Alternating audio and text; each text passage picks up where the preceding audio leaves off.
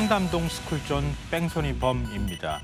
아마 기억하실 거예요. 지난해 12월 서울 강남의 한 초등학교 앞에서 음주운전 차량에 치여 초등학생이 숨지는 안타까운 사고가 있었는데요.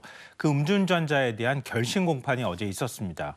근데 검찰이 음주운전자에 대해서 징역 20년을 구형했습니다. 이 검찰은 음주교통사고 현장을 이탈해 적극적으로 구호 조치를 하지 않아서 위법성이 매우 중하다 이렇게 구형 사유를 밝혔는데요.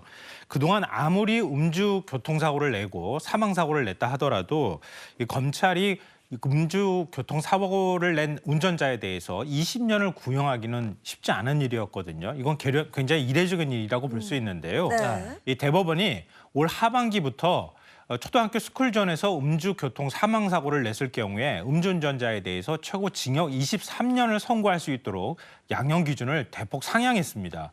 이 검찰이 올해 하반기에 실시되기는 하지만 미리 이런 점들을 고려해서 구형을 했다 이렇게 밝혔습니다. 네, 참 마음이 아팠던 부분이요.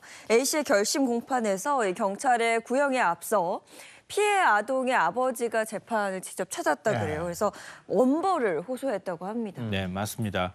저도 뭐 한 아이의 부모 입장이지만 9살 난 아이가 학교 갔다가 집에 돌아오지 않고 이런 사고 참변을 당했다고 생각해 보십시오. 네. 부모 심정을 뭐 우리가 헤아리기가 굉장히 어려운데요. 숨진 아동의 아버지가 어제 결심 공판에 직접 나와서 엄벌을 탄원했다고 합니다. 근데 아버지의 말이 굉장히 가슴이 아픈데요. 네. 사고 이후에 지금이라도 아빠하고 들어올 것 같아서 아이의 유품을 하나도 치우지 못하고 있다고 합니다. 그리고 사고 이후 뺑소리를 해놓고도 혐의를 부인하면서 배수로 단차가 거의 없는 그런 배수로인 줄 알았다. 이렇게 변명으로 일관하는 모습에 분노하고 있다.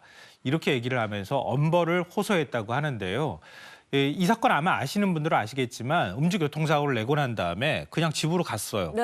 가고 난 다음에 다시 되돌아왔는데 처음에 경찰이 뺑소니 혐의를 적용하지 않아서 많은 분들이 공분했었거든요.